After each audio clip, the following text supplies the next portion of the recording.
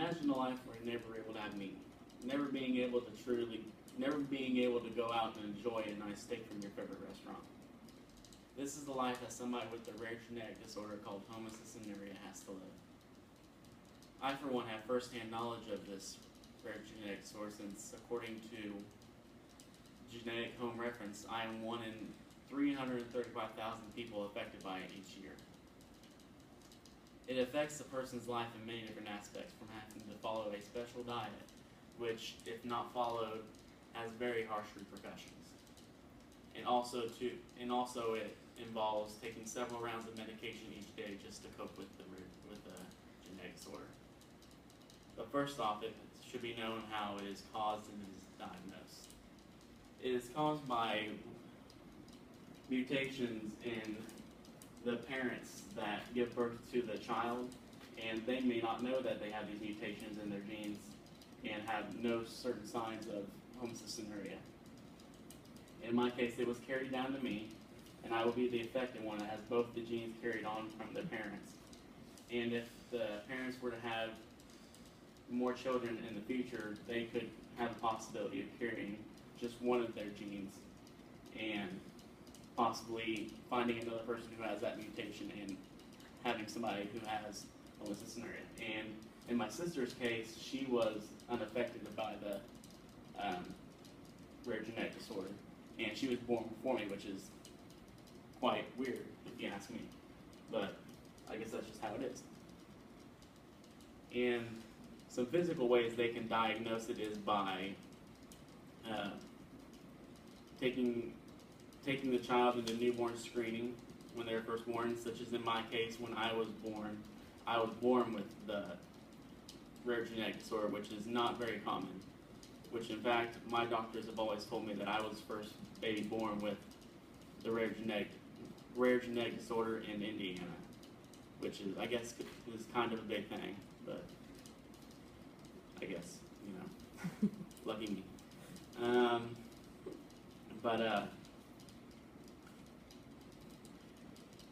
Normally it develops later on in adulthood in most cases.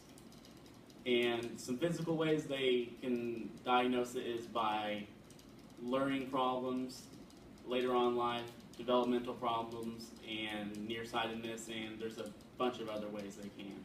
But those are just a few to name some.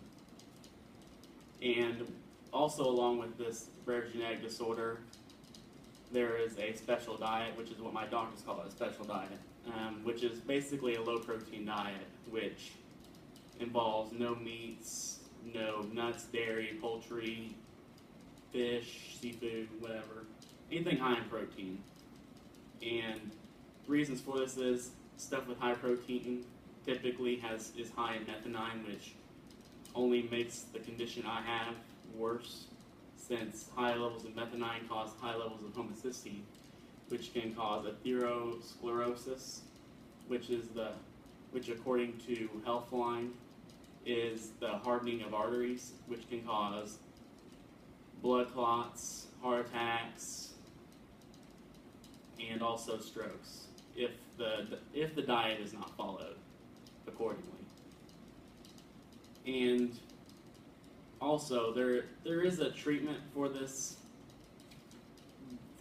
genetic disorder in some ways, such as like medication, such as folic acid or B6, since according to WebMD, this medication helps naturally break down methionine in a natural way, and also along with these treatments, the patient takes cystidane, or as it's generically called, betaine, and this also naturally helps along with the natural breaking down of methionine.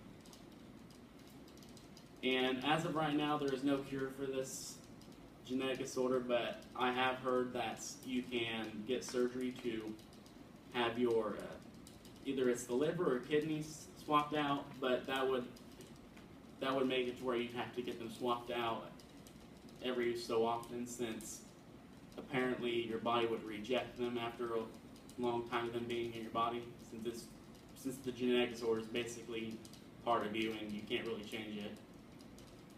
So, furthermore, over the years, doctors have found several ways to combat and cope with this rare genetic disorder, from a special diet to several rounds of medication each day. And hopefully with future medical advancements, they are able to find a cure for this rare genetic disorder, and hopefully I have helped you gain a little bit of knowledge about this along the way, since it is not really known too much about in this day and age. Thank you.